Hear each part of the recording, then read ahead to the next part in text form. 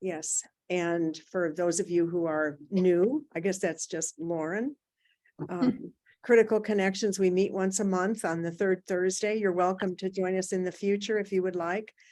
And our goal is to enhance and expand critical discourse in the field of ceramics.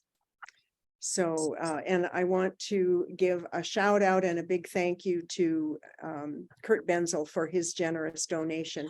It's through those donations that we that I'm able to pay our presenters.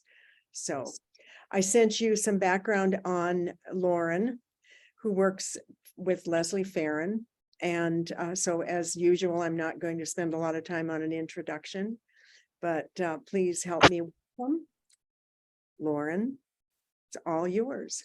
Hi, thank you all so much. It's really, really nice to be here and see new faces.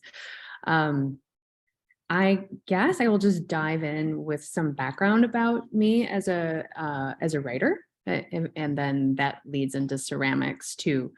And I'm not one for like jump in if you have a question or thought or something. Janet, I was just thinking I inadvertently was writing about New Art Examiner over the weekend. For another story, it wasn't about New Art Examiner, but they happened to come up and they were sort of pivotal in the timeline. So I'm looking forward to reading what you're writing.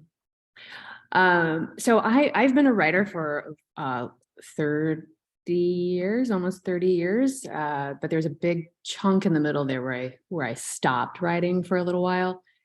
When I graduated high school in '96 and somehow talked my way into becoming a daily reporter right out of high school, while I was earning my degrees in professional writing and political journalism, which took a long time because I couldn't stop writing for newspapers. I just wanted to be in it, I think, to sort of learn on the job. And so I started as a police beat reporter, city hall reporter, and obituaries, which is, where you start really when you're young.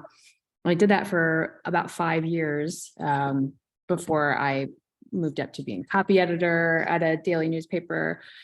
And that it was thrilling to me because I grew up with Lois Lane and Superman, and I just always wanted to be Lois Lane. I just thought she was the best. That's probably why I smoked 3 packs of cigarettes a day at one point. And I really loved reporting. It had been a way that I thought I could support myself as a writer, and for a while I did. And then the bottom fell out of newspapers and it completely collapsed. So I wound up becoming a copy editor at a hair magazine, which was very, very different. I would write about 80 or 90 pages of a black hair magazine every month. And I learned there's so many different ways to say the word hair. That's one of the primary things I learned at that job. So I did that for a little while, and then actually moved into my own creative writing. That's probably when the real creative stuff started to happen, is when I lost the job, right? We all know when jobs can interfere with being creative a lot of times. So I wrote 2 books of poetry, two small, they're called chapbooks, pamphlet size books. And I burnt right out. I had sort of hit my limit with writing and decided to dedicate myself more to the visual side of things, which I had been working on simultaneously. Writing held the biggest space in my life for a while, and then it moved over to ceramics.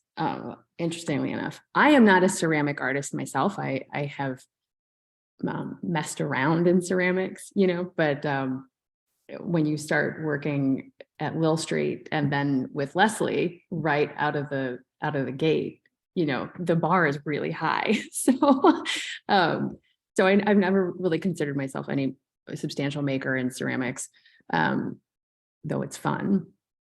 So I started working at Will Street. I was based in Chicago for for 22 years. And when Leslie came to SOFA, Chicago, she called Little Street and said, I need help. Who do you have that you could send over? And then this started the relationship with Ferrin Contemporary, where I would work art fairs and do art handling and installation at the art fairs. And that was a lot of fun. And that's when SOFA was still SOFA. And we had a good time. We had a really good time.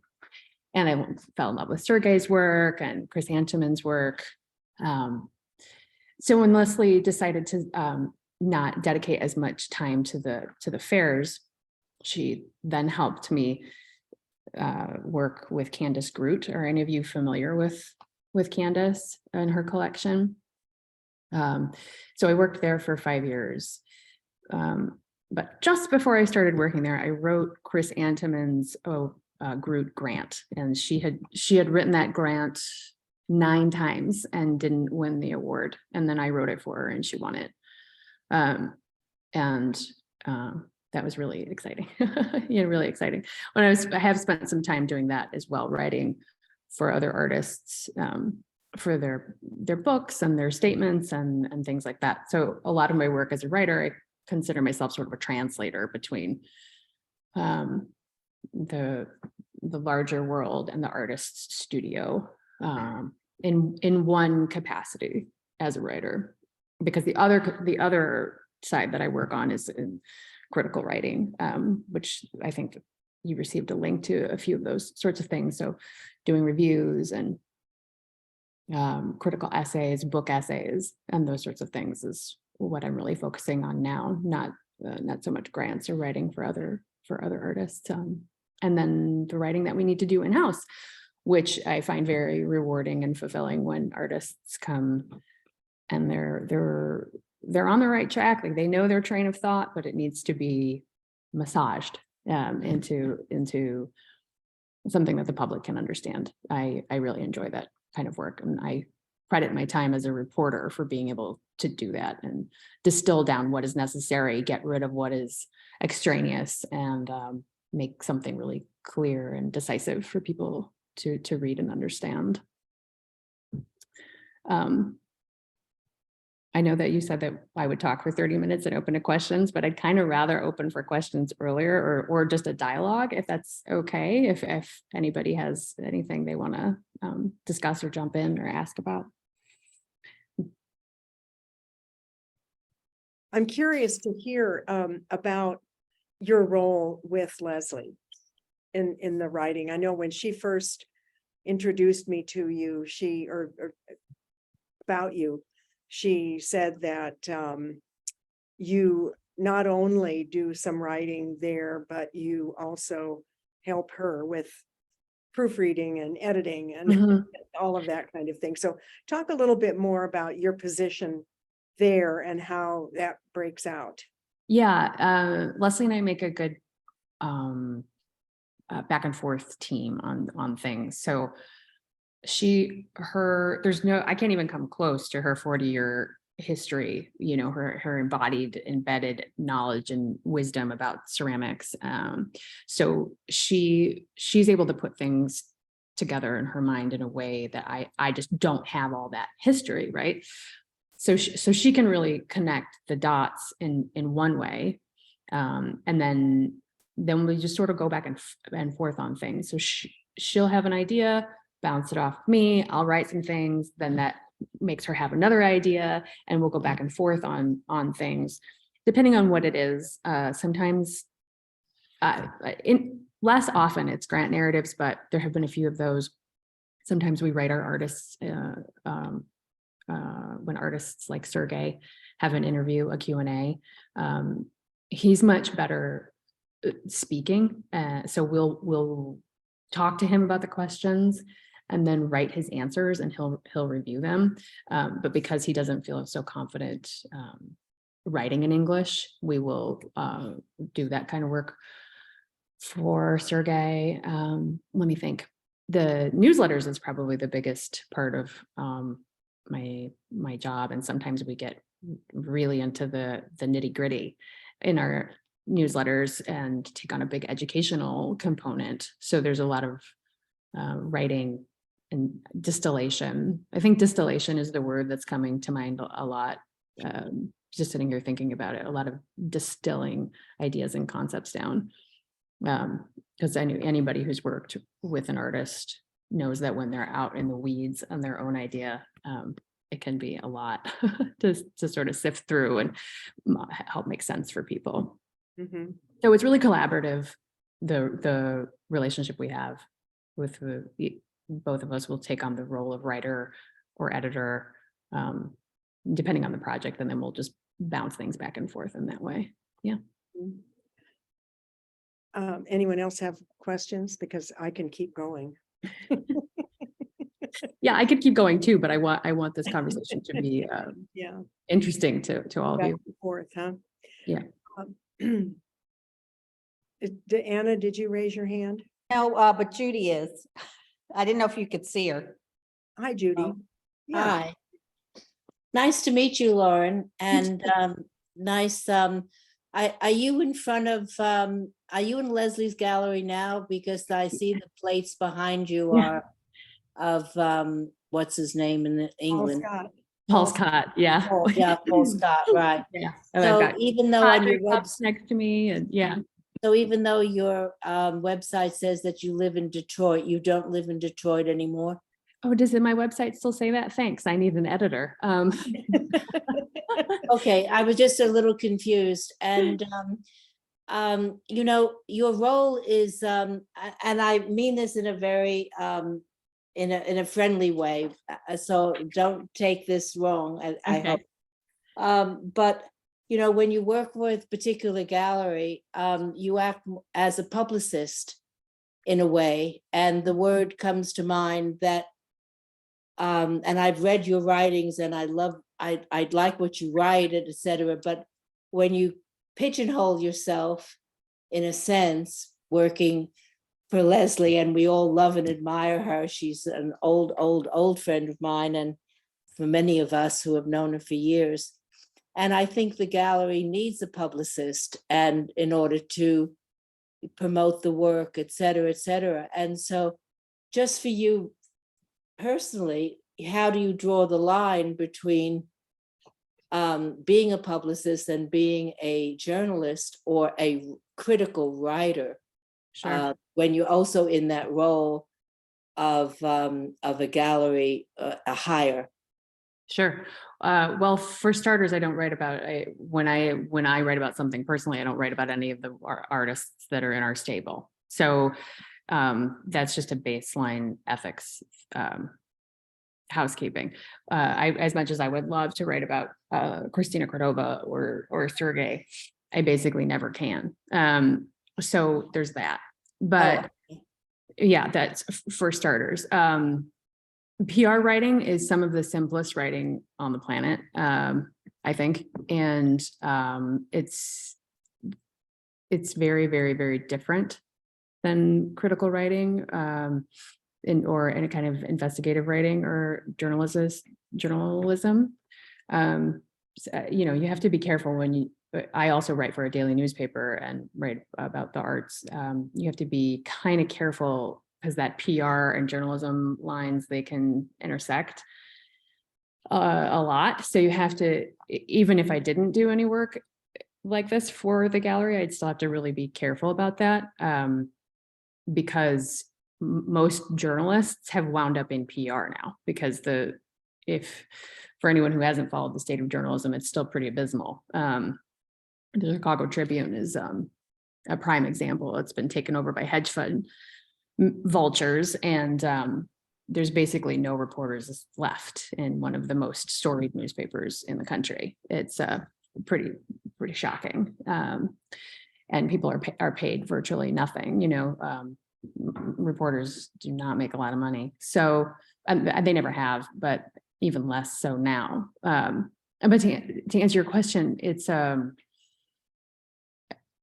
I am trained in multiple voices. Part of my education, my formal education, spanned everything from writing dental manuals, not kidding, to books.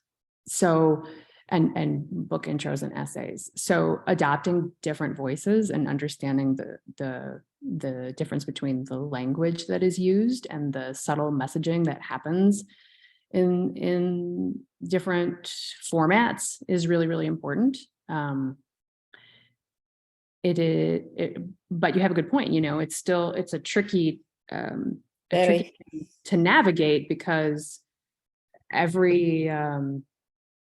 all the institutions that were historically structured in one way have all collapsed. So I am certainly not the only person who's wearing 7 hats that could be very confusing to people.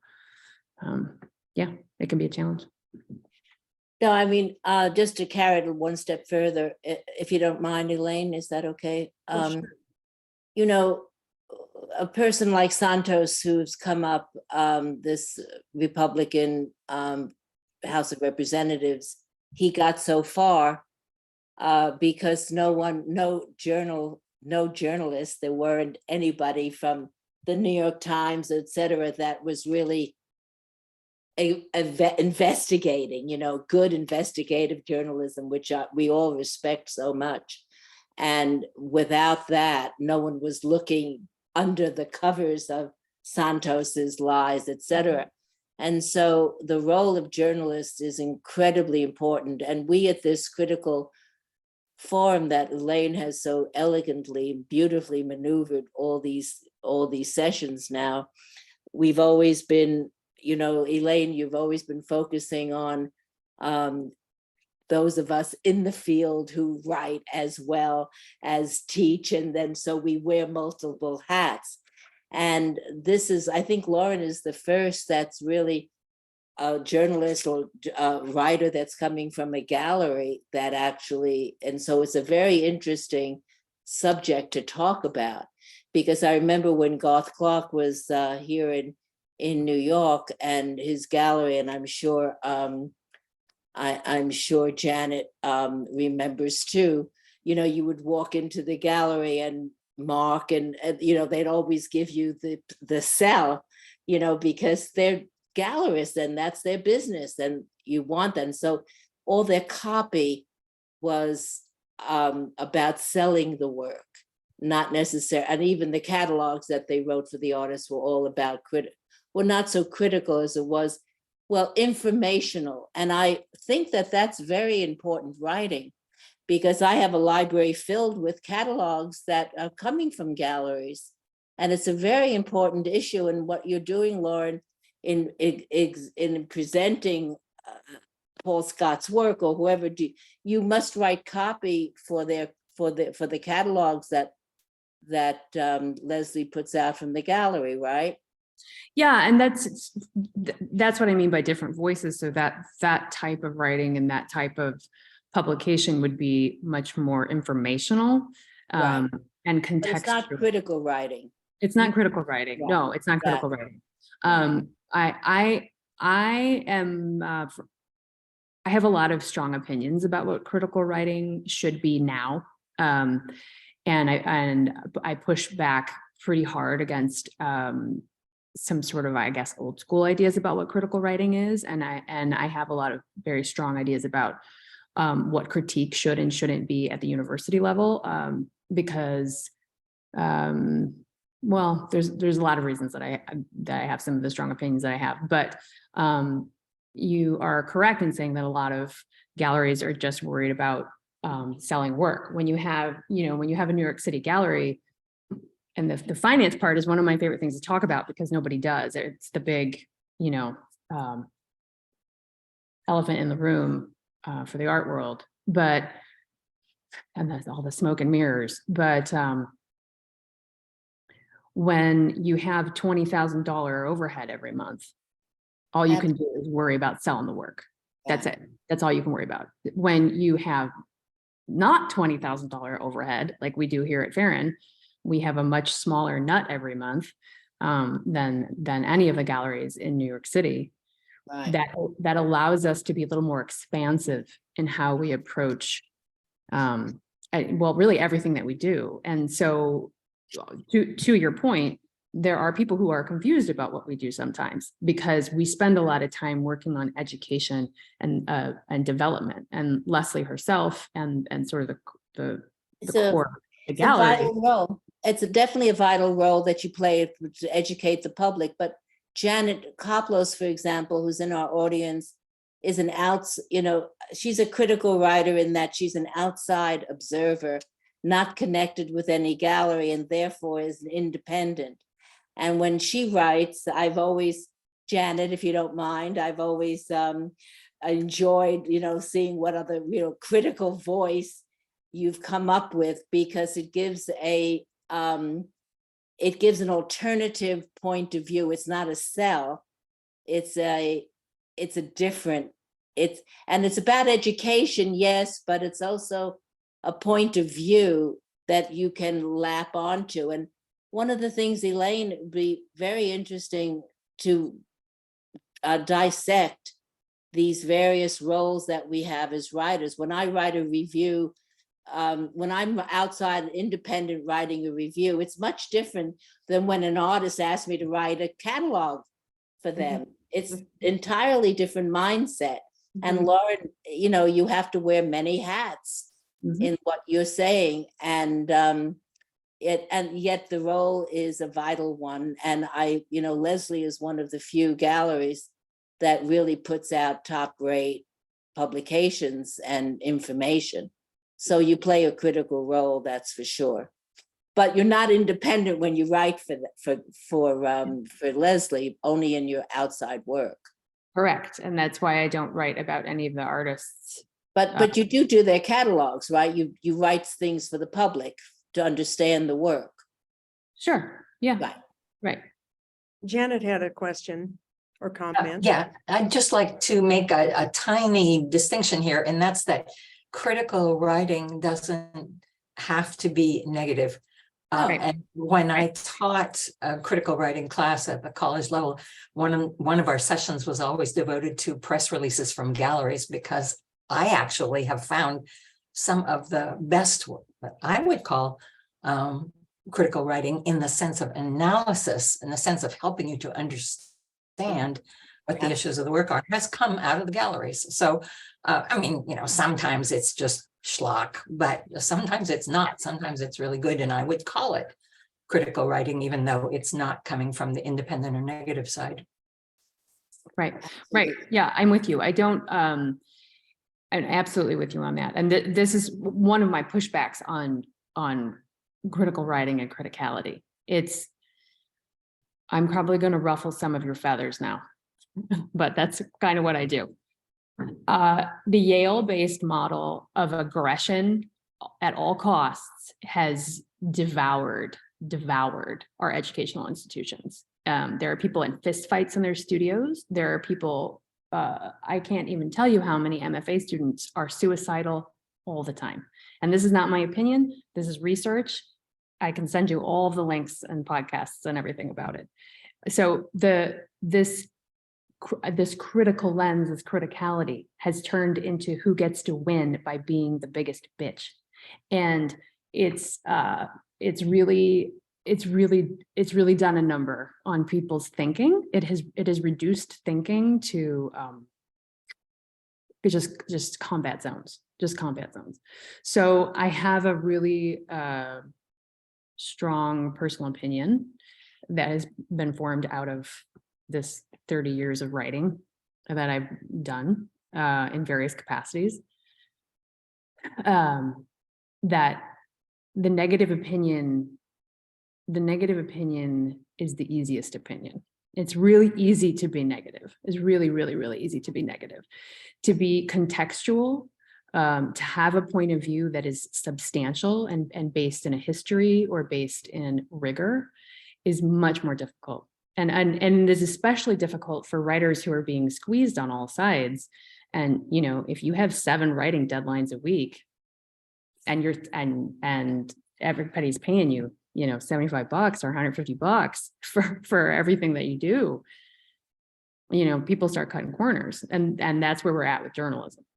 That's definitely where we're at with journalism. Janet? May I jump back in here? I just wanted to make sure I understood you right. Did you call this the Yale model of You know, aggressiveness? why are you singling? Tell me more out about Yale? that. Yeah, That's new to I me. don't understand why you're singling out Yale. What's your experience with Yale as Yeah. a critical writing, Um, critical evaluation of a MFA student? That's probably what you're writing about, saying about. that is what I'm saying about. It comes from very recent and ongoing experience with people who have come out of Yale, with a generation, the generation above me who came out of Yale and who studied with Mel and people like that, who are just combative all the time. They just flay you. You're flayed. Are you talking about the studio art program and painting, or what aspect of Yale? I mean, be specific.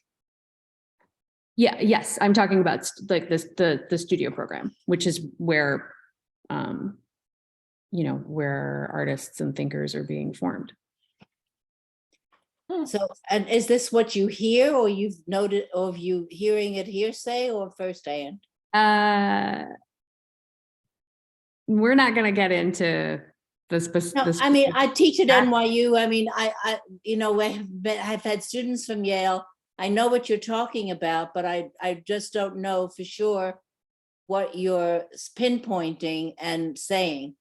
I'm saying it from lived experience. I'm saying it from lived experience, and witnessing my peers, many of my peers go through a lot, and coming out of MFA programs dumber than when they went in, because You're talking more about critique than you are I am writing, the way in which they're You're teaching. not talking about teaching, No. you're talking about the critiques that the students have.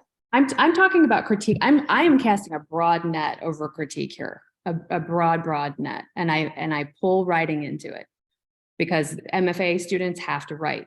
That's part of their training, and it's all wrapped into this idea of winning, and that also relates to writing and what we're talking about here today.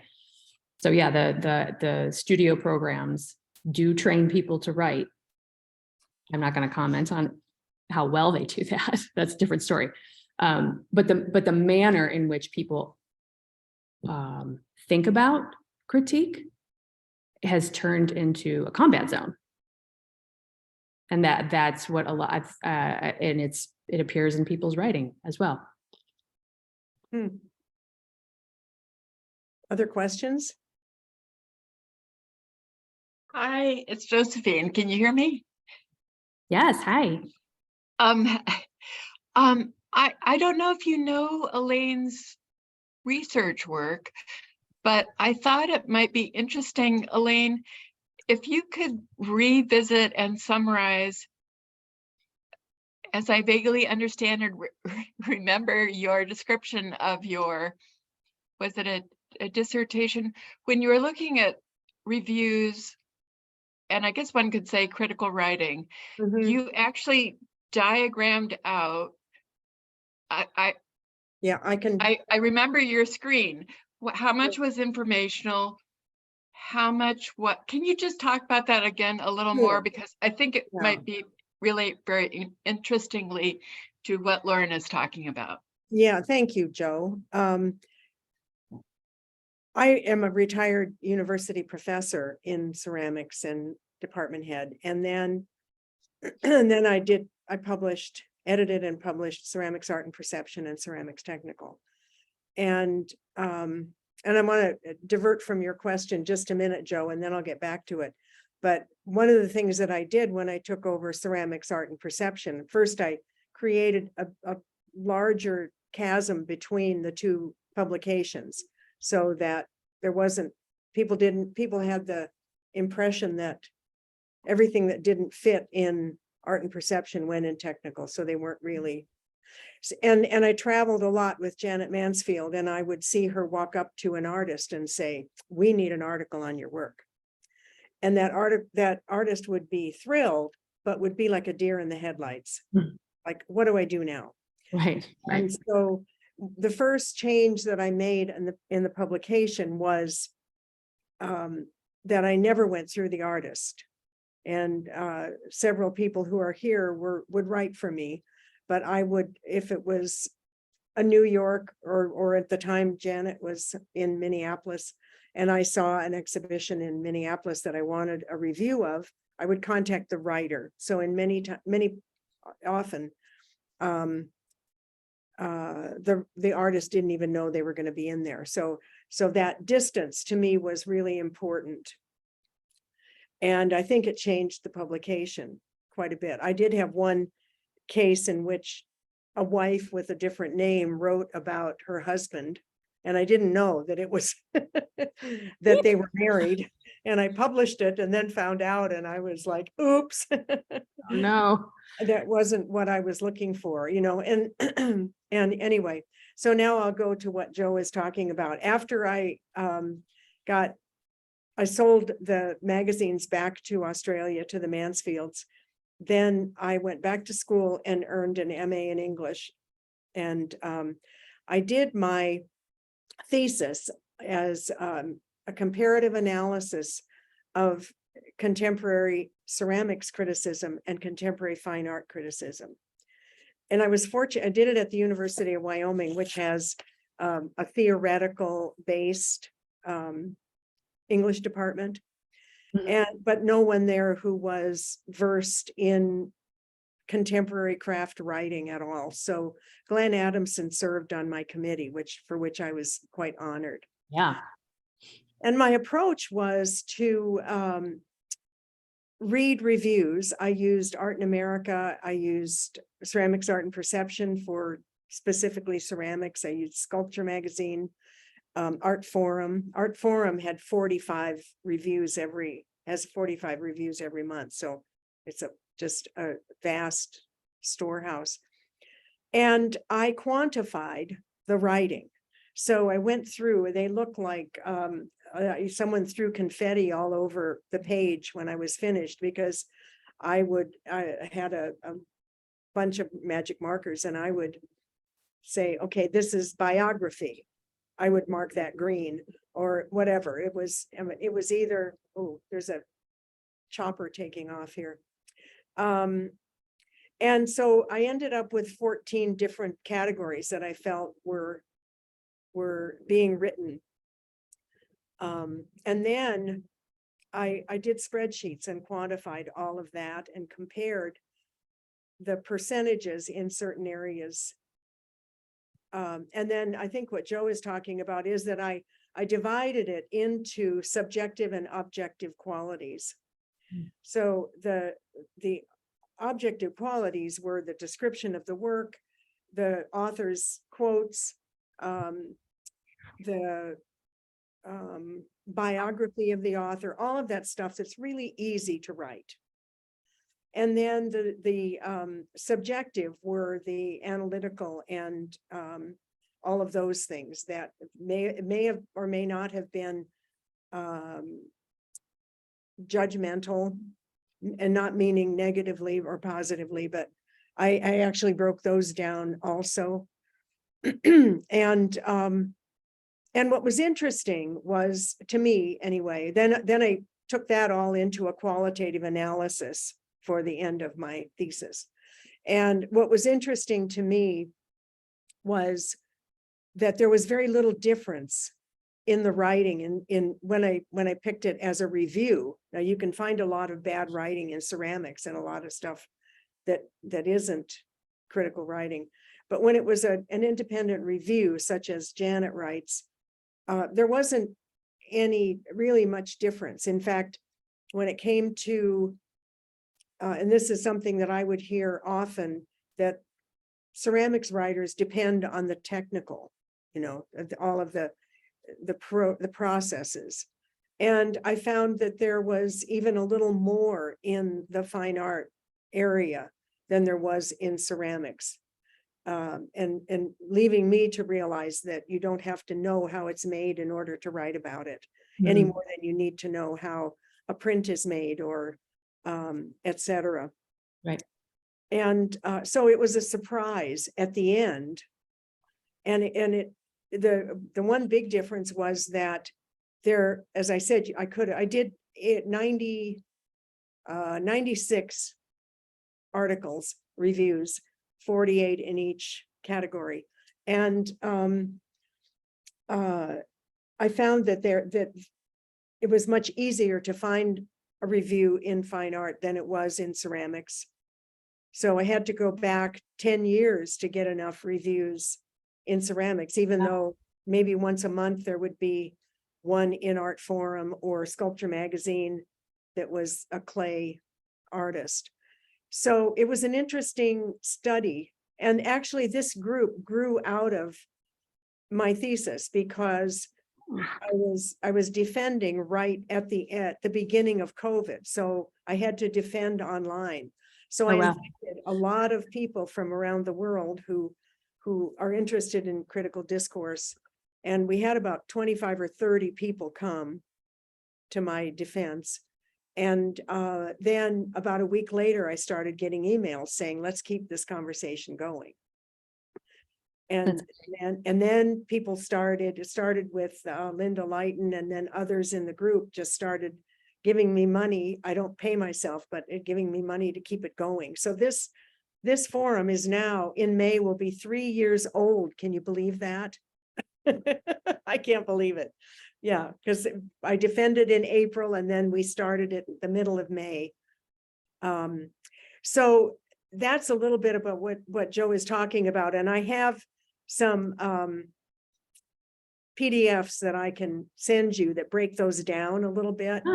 I would love to read that. And I would actually be curious to run those numbers again, because it feels like, I don't know, obviously, that there's been more writing about ceramics in the past 3 years. Especially because there's so many, Janet, you're shaking your head. Yeah, there's so many painters now who are making ceramics. So does that legitimize ceramics because a painter is?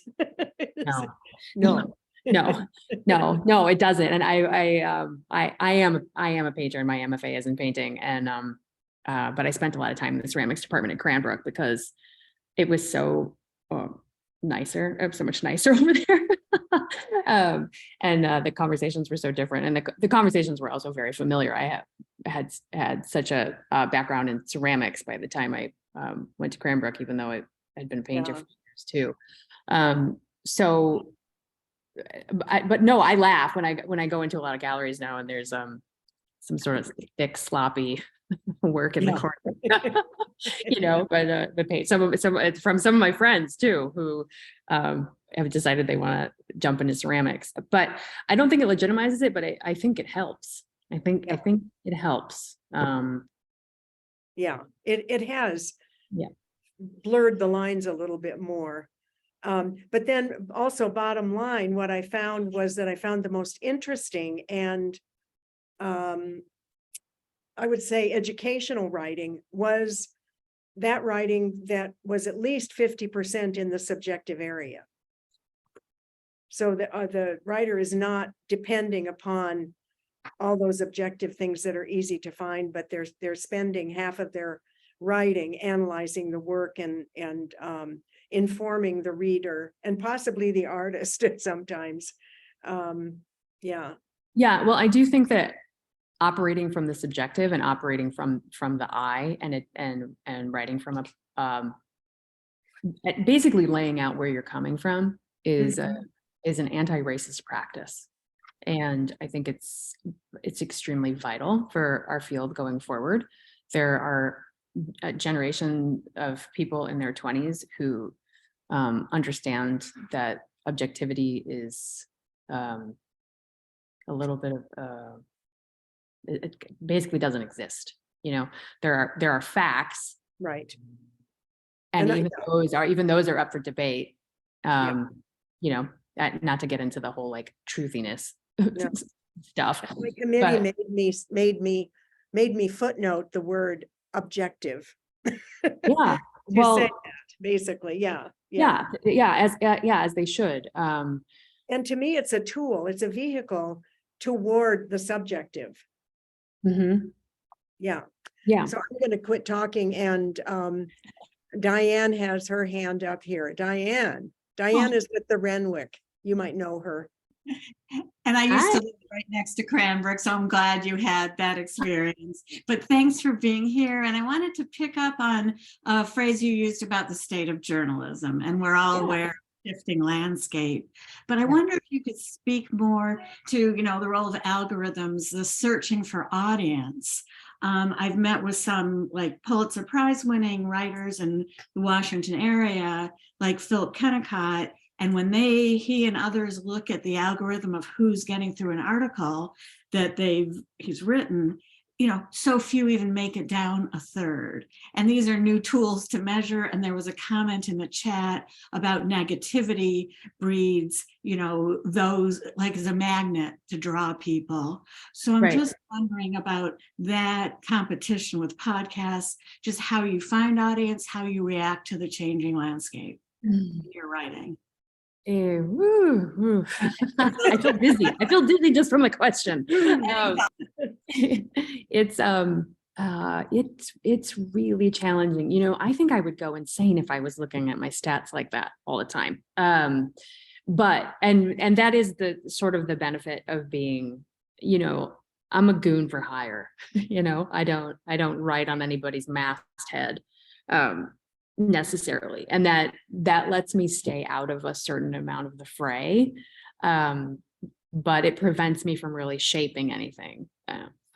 There is one strategy that I think Roxane Gay has been very, very successful with, and I'm finding a lot more writers being successful with it, is launching their own publications on Substack.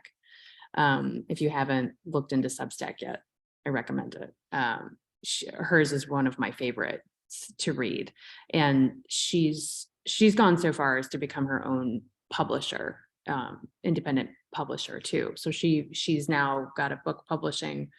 She has an imprint, and she publishes essays and things like that too. So that might be a little far from like maybe out in the weeds of what you were asking, but it has shifted so much in my years in and out of it that it's exhausting.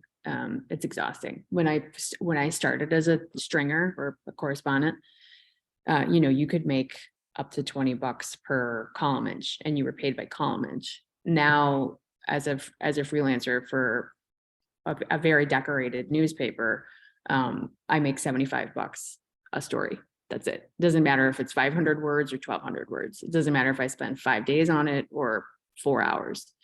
And sometimes those stories they get crunched because I can't necessarily spend 10 hours when I'm being paid $75 an hour. So the economics of that, the money side of it, has a lot to do with the algorithm, what you're reading, when and why, and yeah, the who made the comment earlier, Rita, you're completely right. It's clickbait, but I don't think that has really changed much. If you think back to the old timey, journalism, when kids standing on a corner yelling the most salacious headline at people, newspapers have always, when I was a copy editor and actually was part of making a media landscape at that time, you had your most, we call it clickbait now, but it was the same sort of thing. You had those headlines just dialed up, ready to go. And, every juicy story that you could get half written when you knew that, somebody was doing something they weren't supposed to do, and you were just waiting for the minute to drop it. So that kind of stuff has always been there, always. And there's always been some sort of algorithm behind it. We just know about it now. It's just way, way more out there in the public. What I think is interesting is that very young people in their, between 10 and 15, they don't care what's real anymore. That's been a response from them. So what? Who cares if it's real? So I think that's when we're going to start to get into dangerous territory. I don't know what the answer is, but I'm less scared about what's happening right now and more scared about what's going to happen in coming years. Thank you. Yeah. And Lori Holcomb has her hand up. So I'm going to go back a little bit to the criticism, and you're talking about the critiques at Yale. And, you know, I've just retired from 40 something years of teaching, most recently at the University of Florida. And one of the things that I found extremely frustrating, because I grew up where sometimes critiques were, I know professors, I never did this, but professors that did this, a bit older than me, that, students would put their thrown pieces on a wearboard and they would just go up to the board and flip it off onto the floor. Break them. Yeah. So, they're pretty brutal, obviously. I find that that students today, okay, the ones that I've had recently, both undergrads and grads, have grown up in that, unless they're, not a typical age student, have grown up in this era where everything they did was wonderful. 3 strikes and they were out and they were still wonderful. It was, and so now they're, I think, more sensitive to negative commentary. So I don't think it's just the people that are, running the critiques, the professors or visiting artists coming in and doing critiques. I think that students, and then of course, we're all nervous as professors. I mean, if you don't have tenure or you need to be promoted at some point, one student that doesn't like what you said at a critique, and I could tell you that it's not that hard to get a Title IX, Right. investigation for you saying something, the wrong sort of thing Right. in a class or critique. So, I guess I just want to be sure that we understand that it's not just the person giving the critique, but also the person taking the critique that Yeah. We don't. has Yeah. changed so much over the years. I mean, was constantly worrying about saying the wrong thing, student crying and like that kind of thing. And they just seem to be more touchy and have a much more difficult time with anything that's negative. And Yeah. for their benefit, negative for their benefit. Because ideally a critique, you might say something negative, but the idea is that they might learn that they need to change something, do something, that kind of thing to make the work stronger. So I just, I just find that it's the student that is often a bigger issue than the person running the critique. Yeah, I think there's some gray. So I'm going to curse now, just so you know. When someone who is 40 years a senior to students says you're a stupid motherfucker in a critique, that's what I'm talking about. Combat zones. That is unacceptable in every. I can't imagine that happening, because they would the student would go down the hall. I could tell you this because I know I work with a lot of faculty. I try to help them out when they're getting, under investigations or whatever. Students would be down the hall and saying, someone just called me a motherfucker in that class. And that person would be dragged into Title IX. I know faculty that were dragged into Title IX by other faculty. It's such a litigious thing that I don't see many faculty saying stuff like that anymore. And if they do, I think they're really stupid. But, that's just my experience. I just, But you're talking about the student saying that to the instructor, right? Lauren? No, she's saying it the other way around. Saying faculty. Oh my goodness. I mean, that person would not last at my place. They'd be under a Title IX investigation and out in no time. Yeah. And a Title IX is brutal, let me tell you, because I work with I'm a number sure of it faculty is. on top I'm of sure it Title IX. is.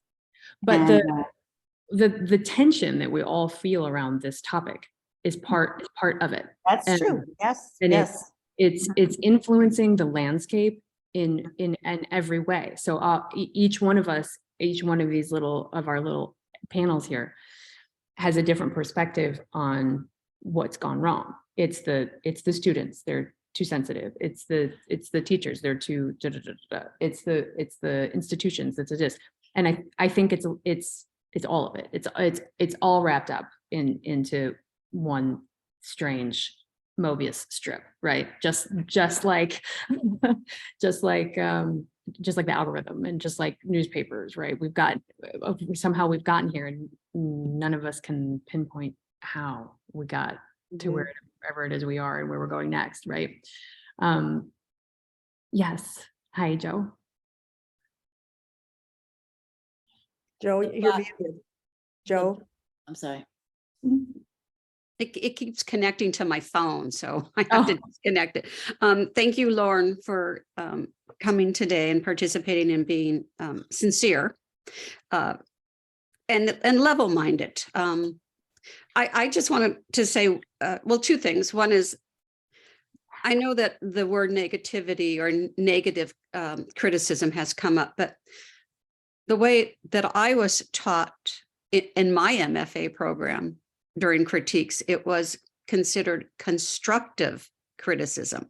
Constructive criticism was on a spectrum where it could go from informational to positive and sort of affirming, or it could go to the other side of the spectrum where it was a lesson to be learned, that, you know, do the following things because your work is lacking these qualities. And, you know, this, from a student's point of view, it wasn't supposed to be seen as negative. It was supposed to be seen as constructive. So I don't know, because I don't teach any writing or criticism courses on a college level, if it has now become imbalanced or more polarized, where you're either, you know, affirmed for your work or demeaned for your work. And that's what I'm more or less hearing from your experience. And that makes me uncomfortable. It disturbs me, I should say, because I don't think that's what the college experience is supposed to be about. It's supposed to be about taking risks, and sometimes risks don't work. And that could engender some, you know, criticism of a student's work that, you know, were, well, great that you stepped out on this limb, but you know, you didn't realize that you could fall, and you did. So that's the demise.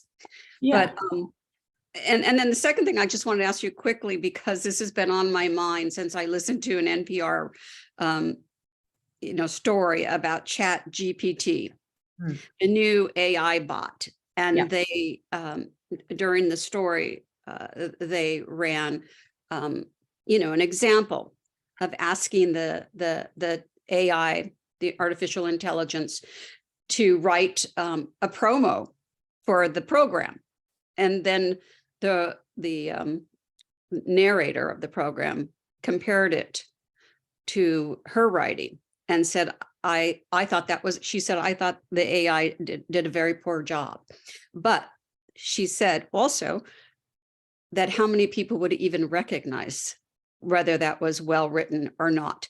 And I just wanted to hear your thoughts about, you know, how is it qualitatively determined now? What is a good review of art, or what is good writing in general?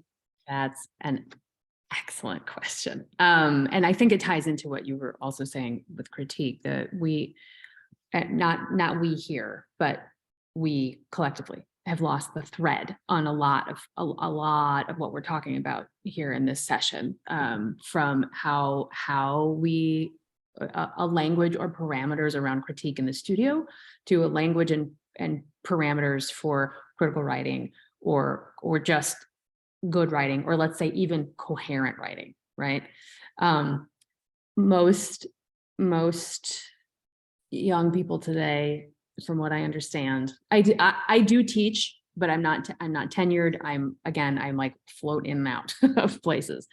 But you know, there's been a lot of times we had to instruct people to complete papers in full sentences, but please use full sentences. Don't write it as if you're writing a text. And there is evidence that kind of writing in acronyms and shorthand, it takes a high level of intelligence, but they don't understand why they can't write a paper that way, or you know, why anything shouldn't be written that way.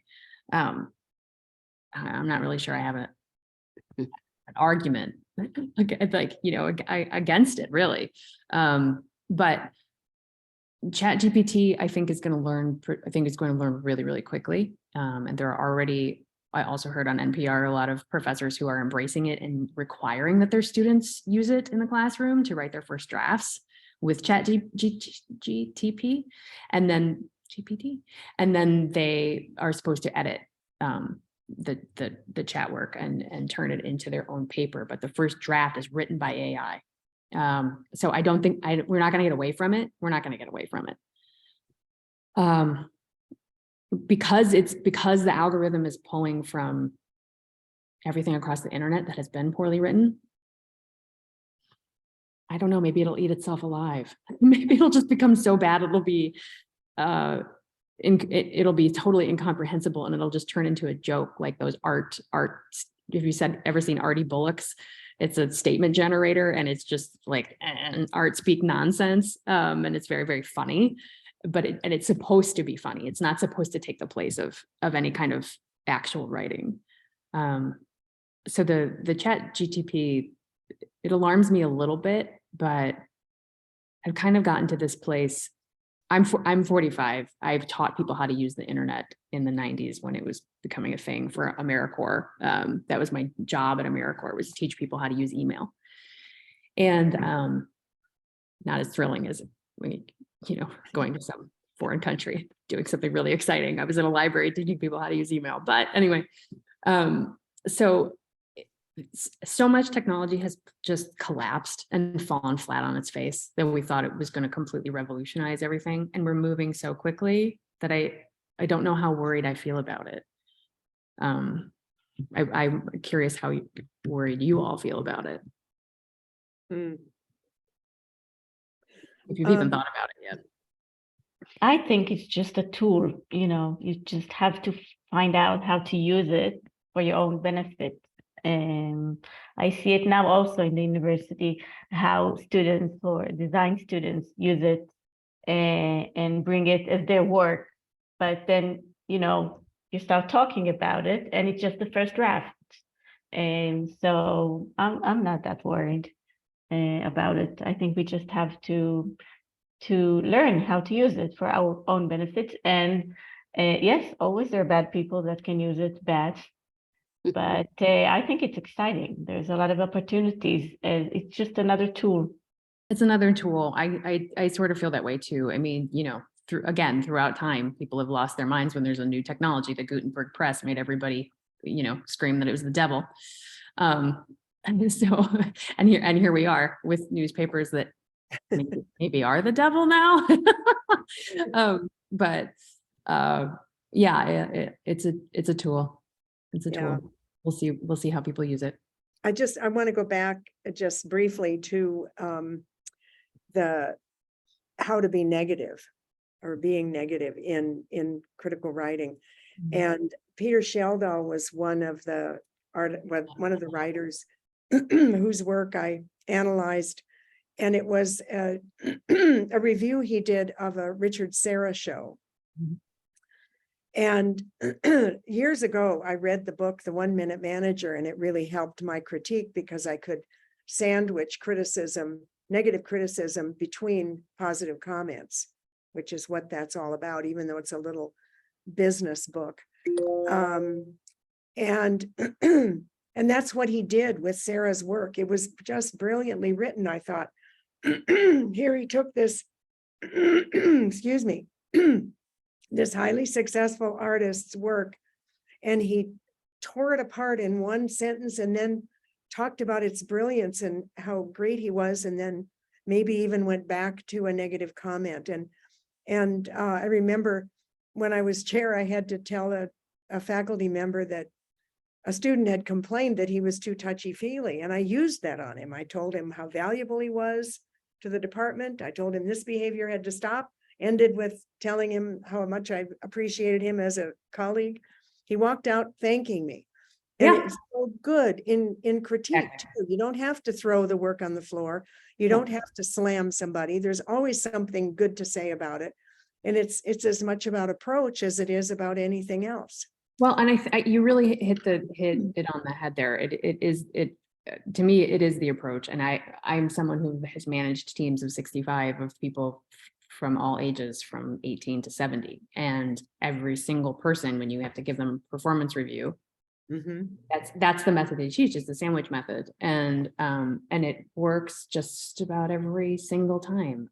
But it's Yeah. also, I think that even using words like good and bad, they've become so abstract, and there is no, we're not operating from some, Grecian fundamental, body politic anymore.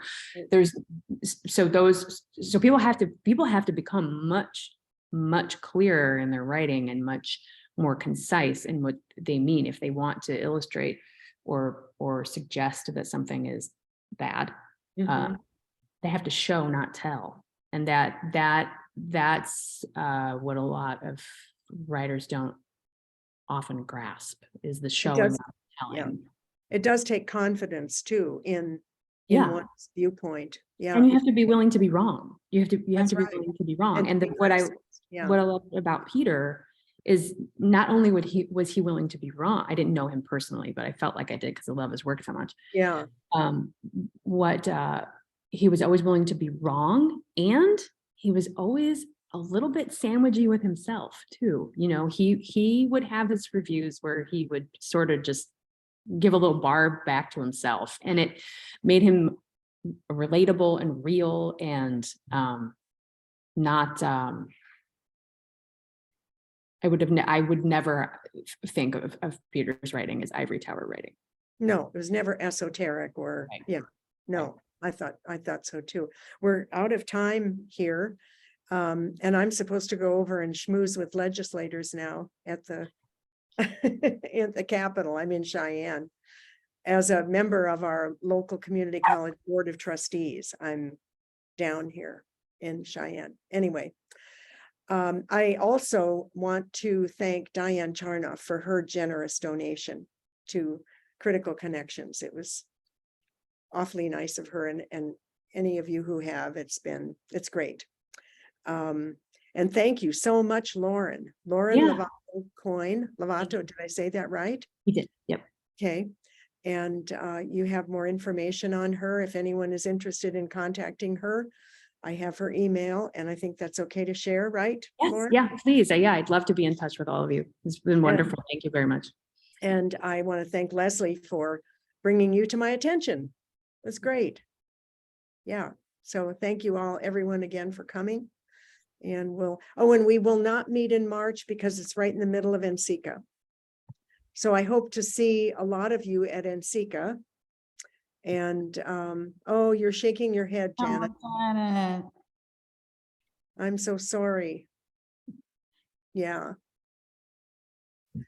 I know, we can't be everywhere, but anyway, thank you all for coming, and we'll see you in April. Thank you. I got home. It was wonderful. Thank you for having Lauren. It's so great to hear her perspective and listen in, like with all of my colleagues there. So wonderful. It was great to hear you all. You've heard my diatribes many times. Yeah, but this was different. This was really different, so it's great to think about a lot of the things you said too. This is a knowledgeable audience too. Yeah, the discussion is always lively and rich, and I so appreciate all of them, all of you. So, well, thank you. go do your good work. And sorry I wasn't able to join with my picture, but I was driving home from the airport, so but I got to hear the whole thing. Good.